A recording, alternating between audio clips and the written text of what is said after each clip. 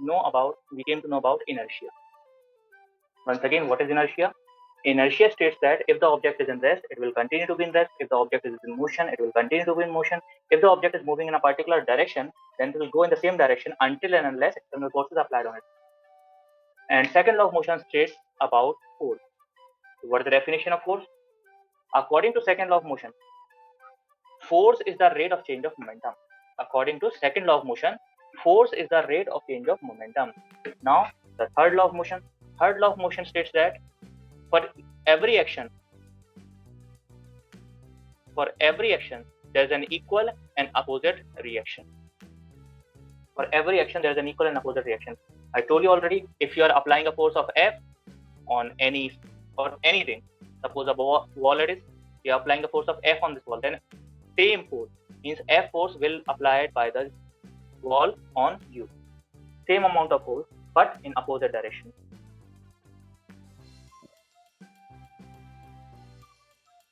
So now let's move on to the next.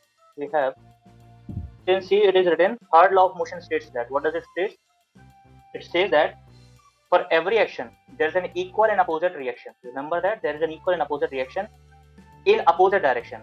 Okay, the rest you have already understood. अब इसका use क्या है? इसका use क्या है? जैसे कोई आदमी चल रहा है, तो चलते समय आदमी क्या करेगा? अपना जो वेट रहेगा, जो भी अपना वेट रहेगा, वो किस पर लगाएगा? जमीन के ऊपर लगाएगा। तो जमीन भी आदमी के ऊपर उतना ही फोर्स लगाएगी, और यही बोलता है थर्ड लॉ ऑफ मोशन। अगर उतना फोर्स नहीं लगा पाए, अगर जमीन का ऐसा हो जाए कि उतना फोर्स ना लगा पाए, तो आदमी आगे नहीं बढ़ पाएगा। अब सोच रहे हो कि ये कैसे पॉसिबल है?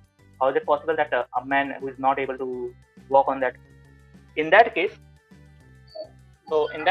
suppose a man is walking and man is applying a force of like 50 kg downward direction. Similar force is applied by this ground in upward direction. ये आदमी अगर नीचे की तरफ 50 kg का फोर्स लगा रहा है, तो नीचे से ऊपर की तरफ 50 kg का फोर्स भी लगा। तो मान लीजिए इस बार क्या था, जमीन गीली थी, या बोलें कि दलदल था। आप देख सकते हो दलदल में 50 kg का उसने फोर्स लगाया। किसने लगाया? उसी आदमी ने, नीचे की तरफ। लेकिन दलदल की जमीन उस पर 50 kg का फोर्स नहीं लगा पा रही, और आप सब जानते हो इसकी वजह से आदमी आगे नहीं बढ़ सकता। यहाँ पर जमीन फ्लैट थी तो आराम से आदमी आगे बढ़ गया, ठीक है, कोई दिक्कत नहीं। लेकिन यहाँ पर जमीन क्या थी? खराब थी। जमीन खराब होने की वजह से क्या हुआ? जो अपोजिट रिएक्शन मिला तो, लेकिन वो इक्वल डायरेक्शन में नहीं मिला। जब उसको इक्वल डायरेक्शन में नहीं मिला तो क्या हुआ? आदमी आगे नहीं बढ़ पाया। तो यही हम बताना चाह रहे थे। थर्ड लॉ ऑफ मोशन क्या बोलता है? For every action there is an equal and opposite reaction. For every action there is an equal and opposite reaction. If it is not there, then surely the motion will not happen. Okay, there's a few more example like recoil of gun. Recoil of gun में भी वही होता है। In this case you can see recoil of gun. When a bullet is fired from the gun, the bullet also pushes the gun in opposite direction. I told you already this. कल भी मैंने बताया था कि जब भी bullet होती है, बाहर निकलती है गन से, तो जैसे ही ये बुलेट बाहर निकलेगी तो ये इस डायरेक्शन में जा रही, तो क्या होगा? ये अपोजिट डायरेक्शन में रिएक्शन देगी, और इस रिएक्शन की वजह से क्या होगा? ये पीछे को फिर जाएगी। एक और एग्जांपल है propulsion of boat in forward direction. मतलब क्या होता है? अगर आपने एक बोट है, अगर आपको बोट को आगे बढ़ाना है, ठीक है, बोट को आप चाहते हो कि आगे बढ़ाए, तो हम क्या करते हैं? हम बोट को आगे बढ़ाना चाहते हैं तो हम क्या करेंगे? हम इसको मतलब जो होता है ना, ये जो भी पाइप होता है, डंडा होता है इसका, इसको हम क्या करते हैं? इसके अपोजिट डायरेक्शन में, जैसे अगर हमें नाव को इस डायरेक्शन में आगे बढ़ाना है, तो हम क्या करेंगे? इसकी वजह से इसको हम इस डायरेक्शन में धकेलेंगे। कैसे? जब हम इसको इस डायरेक्शन में धकेलेंगे तो ये जो है इसको आगे पुश करेगा। तो कहने की बात क्या है? जब हम इस पर इस डायरेक्शन में एक्शन करते हैं, क्या करते हैं? एक्शन करते हैं, तो इस एक्शन का रिएक्शन कहाँ देखने को मिलता है? इसका ऊपर की तरफ। यही बताना चाह रहे हैं, for every action there is an equal and opposite reaction. अगर एक्शन नहीं होगा तो रिएक्शन नहीं होगा। Yes Naman, any doubt? तो कल एक डेरिवेशन भी बताया था, और डेरिवेशन क्या था कि मान लीजिए एक कोई कार है, कोई ट्रक है, कोई भी चीज है, किसी दूसरे कार या ट्रक से टकराता है। दो चीजें हैं, मतलब पहला ऑब्जेक्ट कुछ भी हो सकता है, एक लड़का भी हो सकता है। तो पहला ऑब्जेक्ट दूसरे ऑब्जेक्ट से टकरा रहा है, टकराने को क्या बोलते हैं? कोलाइड। तो अगर कोई ऑब्जेक्ट किसी दूसरे ऑब्जेक्ट से कोलाइड कर रहा है, तो उसके रिजल्ट में क्या होगा? भाई दोनों टूट जाएंगे। हो सकता है कि पहले वाला टूटे दूसरा वाला ना टूटे, जैसे कोई आदमी खड़ा हुआ है किसी कार के आगे तो दोनों एक दूसरे से टकरा गए और टूट गए। अब ये भी हो सकता है कि टकराने के बाद ये जो ऑब्जेक्ट है ये आगे चलने लगे, ये भी हो सकता है टकराने के बाद ये दोनों टूट जाएं, ये भी हो सकता है कि टकराने के बाद दोनों रुक जाएं अपनी जगह। बहुत सारी चीजें हो सकती हैं। तो अब क्वेश्चन यही पूछा जाता है कि फ्यूचर क्या होगा जब दो चीजें आपस में टकरा रही हैं, तो फ्यूचर क्या होगा। हम तो एक बात जानते हैं कि अगर इसने इसके ऊपर एक्शन किया तो ये भी क्या करेगा, इसके ऊपर रिएक्शन करेगा, बस हम ये बात जानते हैं। तो हमने क्या बताया था कि मान लीजिए इसका मास कितना है, इसका मास है m1, इसका मास कितना है m1 और इसका मास मान लीजिए m2 है। पहले वाले ऑब्जेक्ट का मास m1 मान लेते हैं और दूसरे वाले का मान लेते हैं m2। ये आपका m1 हो गया, ये आपका m2 हो गया। m1 का मतलब है कुछ किलो है और m2 का मतलब भी कुछ किलो है, मुझे नहीं पता कितना किलो है, तो कोई फर्क भी नहीं पड़ने वाला, चाहे वो आपका 1 ग्राम का हो या 50 ग्राम का हो या 50 किलो का हो, वो सेम आपका फॉर्मूला काम करता है। हम एक बात समझ गए कि ये गाड़ी है, इसका मास है m1 और ये गाड़ी है, इसका मास है m1, दोनों आपस में टकरा रहे हैं। हम एक और एग्जाम्पल समझ सकते हैं कि जैसे एक ठेला है, ठेला तो आप जानते हो ना, ऐसा कुछ रहता है, सब्जी बेचने वाला जो ठेला रहता है, अचानक एक लड़का दौड़ता हुआ आता है और सीधा जंप करता है ठेले के ऊपर। ठीक है, लड़का दौड़ता हुआ आता है तो जंप करता है ठेले के ऊपर। आप सब जानते हो क्या होगा, ठेला थोड़ा सा आगे चला जाएगा। तो सवाल सिर्फ इतना ही है कि ये आपका m1 हो गया, ये आपका m2 हो गया, तो जब दो चीजें टकरा रही हैं तो क्या होगा रिजल्ट, आगे समझ। जब दो चीजें आपस में टकराएंगी तो उनका कुछ ना कुछ रिजल्ट जरूर होगा। माइक ऑफ कर दो। तो यहाँ पर हमने ले लिया ये दो ऑब्जेक्ट हैं, ये दो ऑब्जेक्ट हैं आपस में टकराने वाले हैं, अभी टकराए नहीं है, टकराने वाले हैं। तो मान लेते हैं कि ये वाला जो है अभी किस वेलोसिटी से चल रहा है, ये वाला अभी u वेलोसिटी से चल रहा है। अभी शुरुआती कोई भी इंसान, माइक बंद कर दो, तुम्हारे पास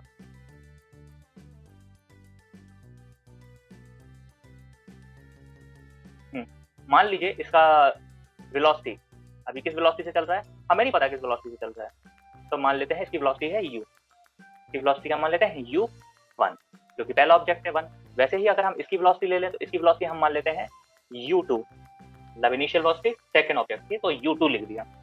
तो इसकी वेलोसिटी हमने u1 मान ली, ये किस वेलोसिटी से चल रहा है u2। हो सकता है कि ये 0 भी हो सकती है, कोई फर्क नहीं पड़ता, ये हो सकता है ये आपकी 10 20 100 कुछ भी, 0 भी हो सकती है, ये कुछ भी हो सकती है, हमें नहीं पता। लेकिन जब दो ऑब्जेक्ट टकराने वाले हैं तो इनकी कुछ ना कुछ वेलोसिटी जरूर होगी, वरना टकराएंगे नहीं वो। चलिए एक चीज हमने देख ली कि उनकी इनिशियल वेलोसिटी ये है। अब हम यहाँ आ जाते हैं, टकराने के बाद इसकी कुछ ना कुछ वेलोसिटी होगी भाई, या तो 0 हो जाएगी या चलने लगेगा। तो अगर इसकी वेलोसिटी अगर हम बात करें तो ये कितनी वेलोसिटी होगी इसकी, मान लीजिए v1, और इसकी अगर हम वेलोसिटी की बात करें तो इसकी वेलोसिटी हो जाती है v2, इसकी वेलोसिटी हो जाती है v1 और इसकी वेलोसिटी हो जाती है v2। जब ये दोनों टकराए जैसे ही, तो ये u2 को u1 को v1 होने के लिए टाइम लगा है, मान लीजिए t, u1 को v1 होने के लिए और u2 को v2 होने के लिए टाइम t लगा। मतलब कोई गाड़ी चल रही थी 10 की स्पीड से, उसको 0 होने के लिए कुछ ना कुछ तो टाइम लगेगा, ऐसा थोड़ी ना है कि वो फटाक से रुक गया, उसको एक आध सेकंड तो लगेगा या उससे कम टाइम, जितना भी लगे, लेकिन टाइम तो लगेगा। तो यहाँ पर मान लेते हैं कि टाइम कितना लग रहा है, टाइम लग रहा है t सेकंड, और इसके लिए भी टाइम कितना लगेगा भाई, जो इसके लिए टाइम लगेगा वो उसके लिए टाइम लगेगा, तो इसके लिए भी टाइम कितना लग रहा है, t सेकंड। हम थर्ड लॉ की अगर बात करें तो थर्ड लॉ ऑफ मोशन क्या बोलता है, थर्ड लॉ ऑफ मोशन बोलता है कि अगर इस ऑब्जेक्ट ने इस ऑब्जेक्ट के ऊपर F का फोर्स लगाया होगा, थर्ड लॉ ऑफ मोशन क्या बोलता है, अगर ये ऑब्जेक्ट इस ऑब्जेक्ट से टकराया है तो ये वाले ऑब्जेक्ट ने इस ऑब्जेक्ट के ऊपर F का फोर्स लगाया होगा, तो ये ऑब्जेक्ट शांत बैठ जाएगा, बिल्कुल नहीं, ये भी F का फोर्स लगाएगा, लेकिन किस डायरेक्शन में, अपोजिट डायरेक्शन में। अपोजिट को हमेशा रिप्रेजेंट करते हैं माइनस साइन से।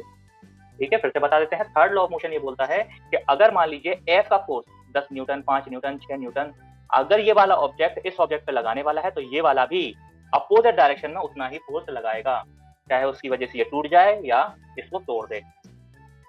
अब यहाँ पर आ जाते हैं सेकंड लॉ ऑफ मोशन की, सेकंड लॉ ऑफ मोशन। अब सेकंड लॉ ऑफ मोशन क्या बोलता है, सेकंड लॉ ऑफ मोशन ये बोलता है कि F is equals to mv minus mu upon t। Second law of motion क्या बोलता है, सेकंड लॉ ऑफ मोशन बोलता है force is the rate of change of momentum.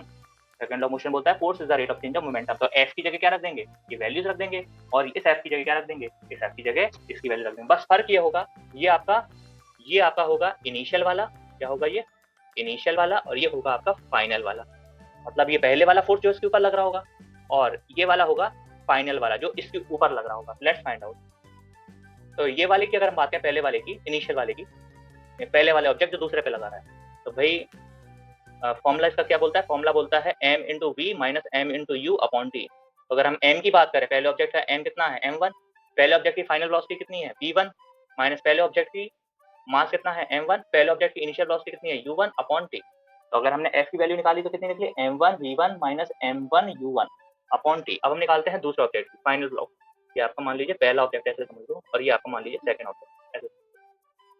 तो सेकंड ऑब्जेक्ट की निकालेंगे तो कैसे निकलेगी, वही formula mv minus mu upon T. बस फर्क ये हो जाएगा कि मास इस बार गिनेंगे हम सेकंड ऑब्जेक्ट का। सेकंड ऑब्जेक्ट का मास कितना है m2 और फाइनल वेलोसिटी है v2 माइनस मास है m2 और वेलोसिटी है u2 अपॉन टाइम v1। अब थर्ड लॉ ऑफ मोशन ये बोलता है कि ये दोनों बराबर हैं। अगर हम माइनस साइन लगा देंगे तो ये दोनों वैल्यूज हो जाएंगे इक्वल। तो अगर ये दोनों वैल्यूज इक्वल हो जाती है तो हम इनको रख देते हैं इक्वल। बस फर्क क्या होगा, बीच में माइनस का साइन आ जाएगा, बीच में से माइनस का साइन आ जाएगा। और ये हम m2 v2 minus m2 u। यहाँ तक कोई दिक्कत है? फिर से एक बार बता देते क्या किया। यहाँ पर हमने फोर्स का फॉर्मूला रख दिया और यहाँ पर भी हमने फोर्स का फॉर्मूला रख दिया।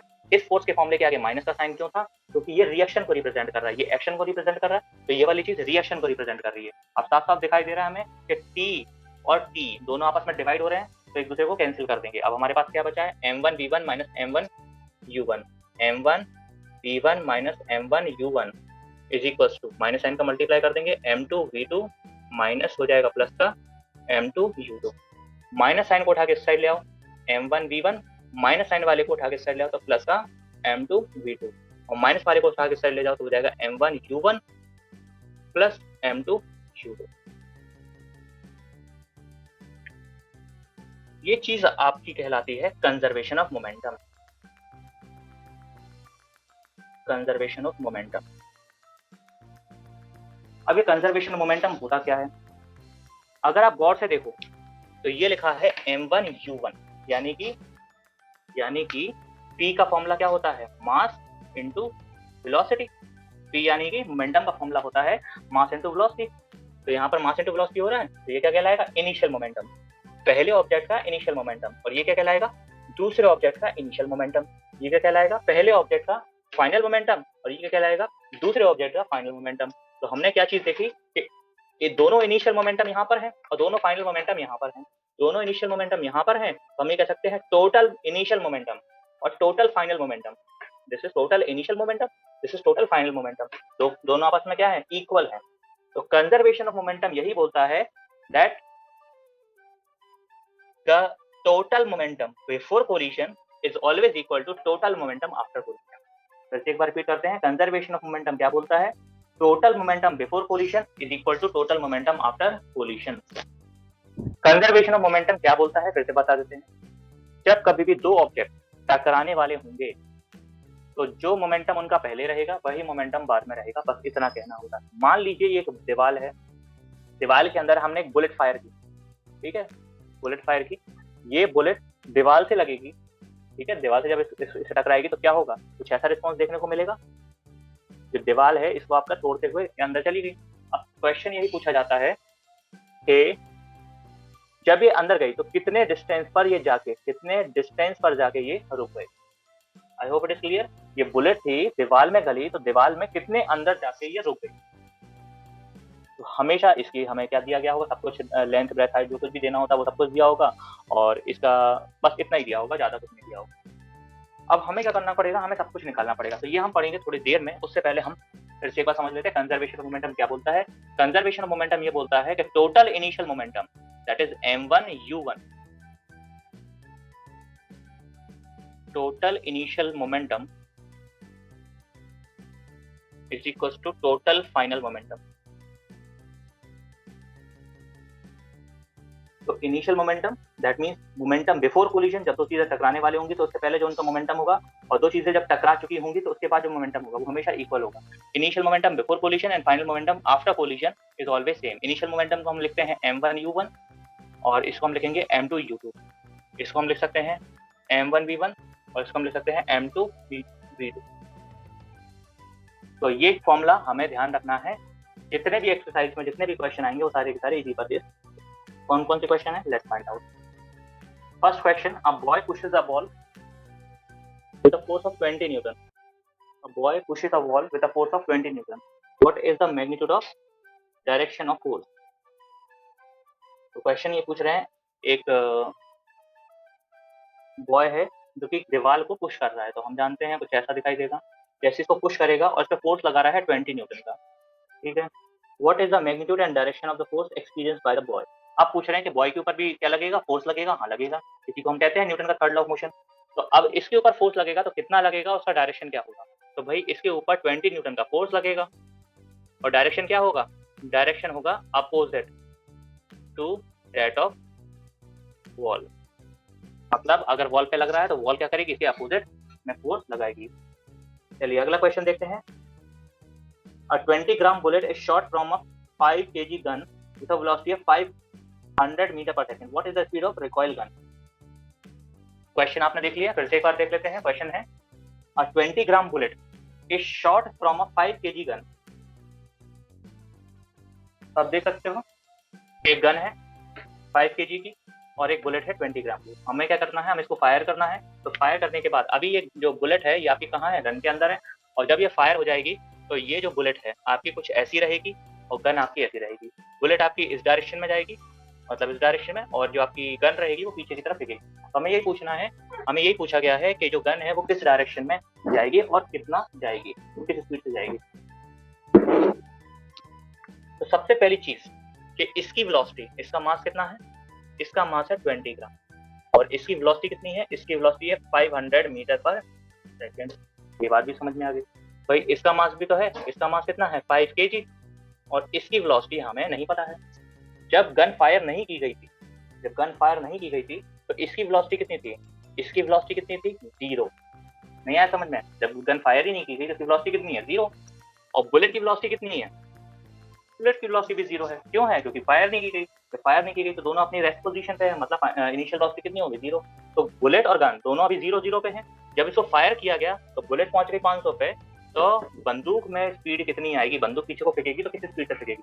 तो आपको सब दिखाई दे रहा होगा कि ऊपर वाला फॉर्मूला यहाँ पर एप्लीकेबल हो रहा है। कैसे हो रहा है कि यहाँ पर अगर गौर से देखें तो ये मास है, ये वेलोसिटी, ये मास है, ये वेलोसिटी है, मास है, वेलोसिटी है, मास है, वेलोसिटी है, और ये भी मास वेलोसिटी है, ये भी मास वेलोसिटी, सारी चीजें दिखाई दे रही हैं। तो हम यहाँ पर लिखेंगे according to conservation of momentum. According to conservation of momentum क्या बोलता है, कंजर्वेशन ऑफ मोमेंटम बोलता है m1 u1 plus m2 u2 is equals to m1 v1 plus m2 v2। m1 की वैल्यू देख सकते हो 5 kg है तो 5 लिख देंगे, u1 की वैल्यू कितनी है 0 तो 0 लिख देंगे, m2 की वैल्यू कितनी है 20 ग्राम। एक बात ध्यान रखना, कभी भी क्वेश्चन में, फिजिक्स में जब कोई भी क्वेश्चन सॉल्व करेंगे तो ग्राम में कोई चीज नहीं लेते, हमेशा केजी में लेते हैं। तो इसको हम क्या लिख लेंगे, 20/1000 इज इक्वल टू 0.02 kg। तो इसको हम 20 नहीं लिखेंगे, इसको हम लिखेंगे 0.02 kg। और इसकी स्पीड कितनी है, 0।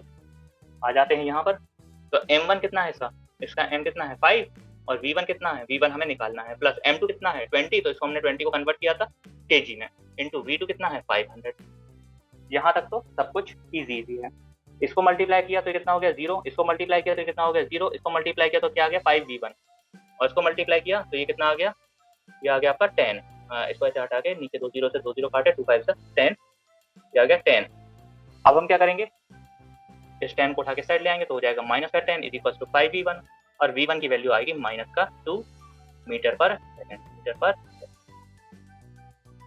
चलिए ये चीज समझ में आई कि v1 यानी कि v1, हाँ v1 के मैंने यहाँ पर तो v1 जो है यानी कि जो आपकी गन है, ये गन किस स्पीड से पीछे आ रही होगी, ये गन आ रही होगी 2 मीटर पर सेकंड की स्पीड से। माइनस साइन रिप्रेजेंट कर रहा है अपोजिट डायरेक्शन, कि जो गन अगर बुलेट अगर इस तरफ जाएगी तो गन पीछे की तरफ फेंकेगी, ये कहना है माइनस साइन का। ये क्वेश्चन समझ में आया।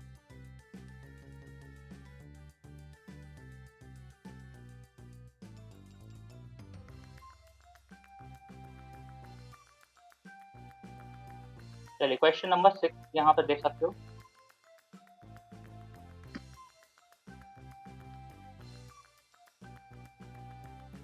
क्वेश्चन नंबर 6 क्या बोलता है, अ मैन वेटिंग लिख दिया था, गलत है, वेइंग होता है। अ मैन वेइंग 60 kg, तो कोई आदमी है इसका मास है 60 kg, ठीक है। runs along the range with the velocity of 18 kilometre per hour. तो इसकी स्पीड कितनी मान लेते हैं? स्पीड मान लेते हैं 18 kilometre per hour. Okay. Jump into a car of mass 1 quintal. तो एक कार है जिससे ये टकराता है या जिसके ऊपर ये चढ़ जाता है, जिसका मास कितना है? 1 क्विंटल। 1 क्विंटल कितना होता है? 100 KG. Standing on the rails. Standing on the rails का मतलब क्या है? इनिशियल वेलोसिटी कितनी है इसकी? इनिशियल वेलोसिटी है 0। अगर यहाँ किलोमीटर है तो यहाँ पर भी किलोमीटर पर आवर नोट कर लेंगे। आगे बोल रहे हैं calculate the velocity in which the car will start travelling the rail. मतलब क्या है? हमें बताना है कि फाइनल रिजल्ट क्या होगा। I hope it is clear to you. हमसे पूछ रहे हैं कि फाइनल रिजल्ट क्या होगा जब ये उस लड़का उसके ऊपर कूद जाएगा। Let's switch on to. तो नाउ यू कैन सी एक लड़का है जिसका मास है 60 केजी। किस वेलोसिटी से दौड़ रहा है? 18 की वेलोसिटी से दौड़ रहा है। कार है, मास है 100 केजी। किस वेलोसिटी से है? अभी खड़ी हुई है, कुछ नहीं कर रही वो। जब ये दोनों टकराते हैं तो उस समय हमें ध्यान रखना है कि उसका इनिशियल मोमेंटम और फाइनल मोमेंटम सेम होगा। तो भाई फाइनल मोमेंटम के लिए हम क्या निकाल लेंगे? हम निकाल लेंगे पहले इसका मास कितना होगा। तो पहले का मास बदल जाएगा? बिल्कुल नहीं बदलेगा। दूसरे का मास बदल जाएगा? बिल्कुल नहीं बदलेगा। दूसरे का मास कितना है? 100, तो वैसे ही रहेगा। पहले की वेलोसिटी कितनी है? नहीं पता। दूसरे की वेलोसिटी कितनी? ये भी नहीं पता। बस एक बात हमें पता है कि जब ये दोनों चीजें टकराई तो इन दोनों के टकराने की वजह से अब ये दोनों एक हो गए। मतलब क्या हुआ?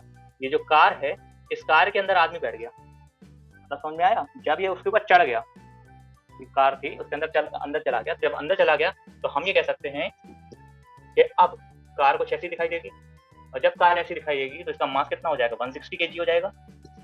मास हो जाएगा इसका 160 केजी। तो अब हमें दो वेलोसिटी नहीं निकालनी, सिर्फ एक वेलोसिटी निकालनी है। तो डाउट लग रही है कि आपको आया कि नहीं आया? कि अभी क्या था, ये दोनों अलग अलग थे, लेकिन जैसे ही उसके ऊपर कूदा तो अब ये दोनों एक हो गए। जब ये दोनों एक हो गए तो उन दोनों की क्या निकालनी है हमें? उन दोनों की वेलोसिटी निकालनी है। चलिए, तो यहाँ पर हम जानते हैं कंजर्वेशन ऑफ मोमेंटम लग जाएगा according to conservation of momentum. तो कंजर्वेशन ऑफ मोमेंटम यहाँ पर हम यूज करेंगे, यानी m1 v1 u1 plus m2 u2 is equal to m1 v1 plus m2 v2। m1 की वैल्यू इसको 1 1 मान लेते हैं, इसको 2 2 मान लेते हैं, और इसको क्या मानेंगे? इसको हम 3 3 मान लेंगे। 3 इसलिए मानेंगे क्योंकि ये दोनों का कंबाइंड है। ठीक है ना? ये 1 से रिलेट कर रहा है, ना ये 2 से रिलेट कर रहा है। ये क्या है? दोनों का कंबाइंड है। इन दोनों को कंबाइंड लिख रहे हैं। क्या लिख रहे हैं? कंबाइंड। तो यहाँ पर हम इन दोनों को किसके बराबर रख देंगे? m3 v3 के बराबर रख देंगे। क्यों रख दिया बराबर? क्योंकि ये दोनों को कंबाइन करके अब सिर्फ एक ऑब्जेक्ट बना दिया गया। तो इन दोनों को अलग अलग रखने के बजाय सिर्फ क्या कर देंगे? एक बार रख देंगे। यानी कि फॉर्मूला अब ये बन जाएगा m1 u1 m2 u2 is equals to m3 v3। I hope it is clear to you. m1 की वैल्यू है 60, u1 की वैल्यू है 18, m2 की वैल्यू है 100, u2 की वैल्यू है 0, m3 की वैल्यू है 160, v3 की वैल्यू हमें नहीं पता। ये हो जाएगा 0, 60 into 18 108 plus 0 equals to 160 into v3। अब क्या दिखाई दे रहा है? डिवाइड कर देंगे। That is 1080 divide by 160 equals to v3। जो भी आंसर आएगा किलोमीटर पर आवर में आंसर निकल आएगा। चलो तो जल्दी कर लेते हैं। सॉल्व किया तो ये आएगा करीब 6.75 किलोमीटर पर आवर। तो जब ये आदमी उस खड़ी हुई कार पे कूदा, इसकी वजह से कार की स्पीड 6.75 किलोमीटर पर आवर हो जाएगी।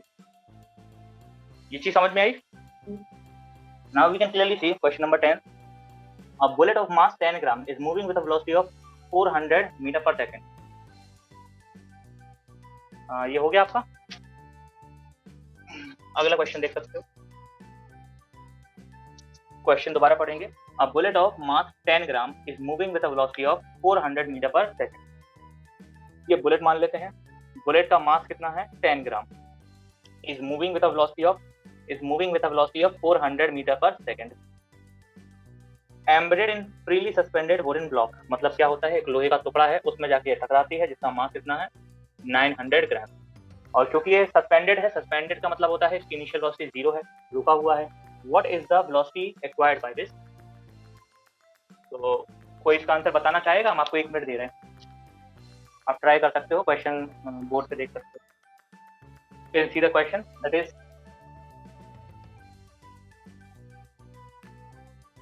bullet, this is bullet, this is block। Bullet है जिसका मास है 10 ग्राम और ब्लॉक है जिसका मास है 900 ग्राम।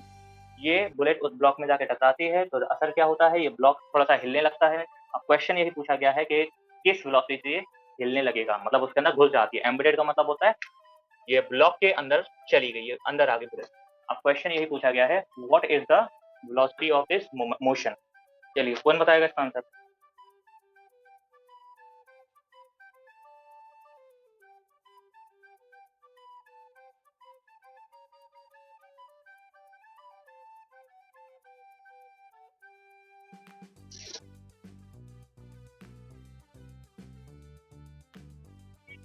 ट्राई करो। कंजर्वेशन ऑफ मोमेंटम यहाँ पर भी लगेगा क्योंकि जब दो चीजें टकरा रही हैं तो हमेशा पता है कि जब दो चीजें टकराएंगी तो उसमें कंजर्वेशन ऑफ मोमेंटम काम करेगा, यानी कि m1 u1 plus m2 u2 is equal to m1 v1 plus m2 v2। बस यहाँ पर डिफरेंस क्या है, यहाँ पर फिर से वही चीज हो गई कि दोनों मिक्स हो गए। जब दोनों मिक्स हो जाएंगे तो यहाँ पर आएगा m3 और v3। m3 कितना हो जाएगा, इन दोनों का सम। ये कितना है 10 ग्राम, ये कितना है 900 ग्राम, टोटल हो गया 910 ग्राम।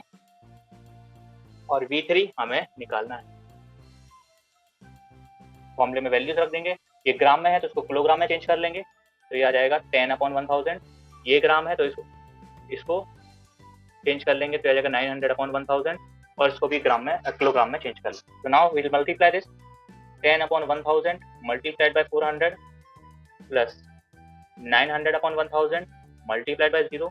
और इन दोनों की जगह सिर्फ एक वैल्यू आएगी। क्यों आएगी अभी बता चुके हैं, क्योंकि दोनों कंबाइन हो गए। जब अभी दोनों कंबाइन होंगे तो उन दोनों की जगह सिर्फ एक वैल्यू आएगी। तो यहाँ पर इन दोनों की जगह सिर्फ एक वैल्यू आएगी, that is 910/1000 into V3 upon 1000, मतलब किलोग्राम में इसको चेंज करेंगे। ग्राम में नहीं लेते, हमेशा किलोग्राम में लेंगे फिजिक्स के लिए।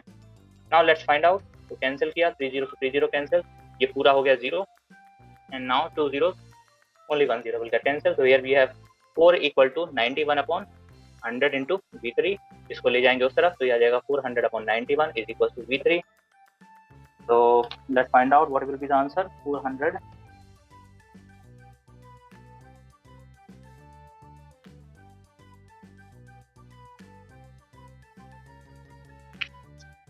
4.39 मीटर पर सेकंड। तो ये इस वेलोसिटी से ये जो ब्लॉक है वो आगे बढ़ जाएगा।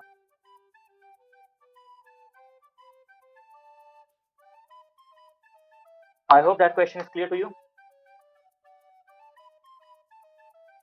Now let's see another question we have,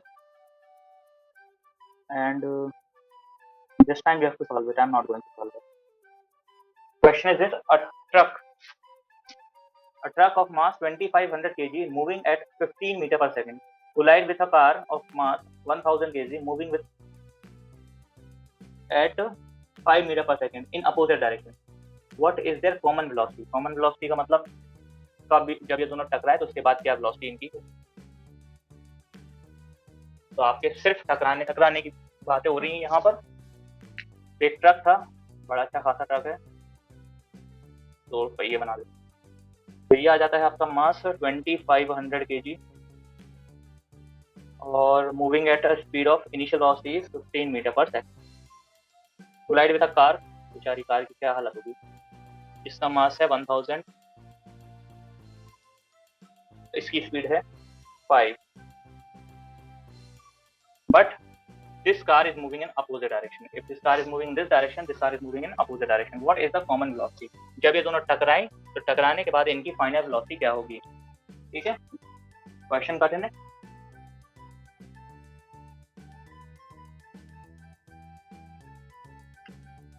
तो यहाँ पर फॉर्मूले में सारी वैल्यूज रख देते हैं। यहाँ पर आ जाएगा आपका m1 v1 plus m2 u2 is equals to let's put on m1 v1 m2 u2 is equals to, अब ये दोनों चीजें फिर से कंबाइन हो गई तो आ जाएगा m3 v3।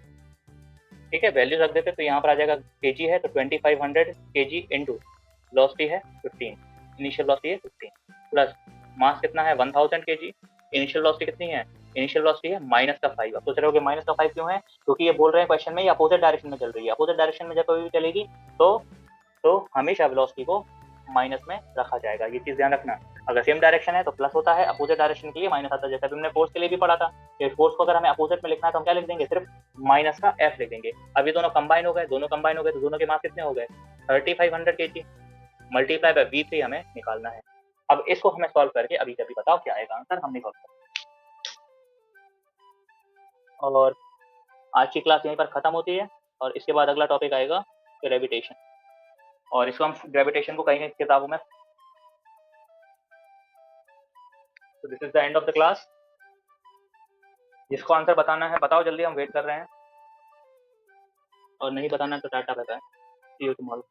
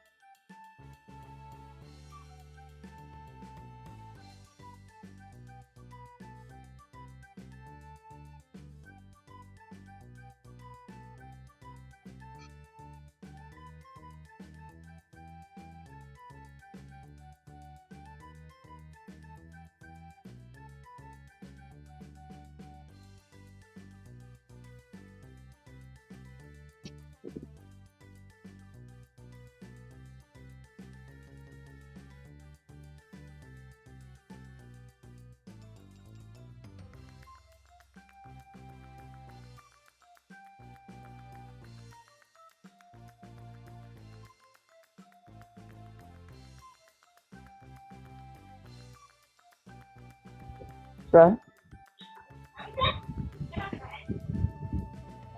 सर हाँ बोल। 37/35 आ रहा। नहीं, इसको डेसिमल में निकालना है और डेसिमल में निकल के आएगा आंसर मीटर पर सेकंड में। एस ठीक है, ज्यादा कुछ नहीं, डिवाइड करना है, डेसिमल में निकलेगा वही आंसर है।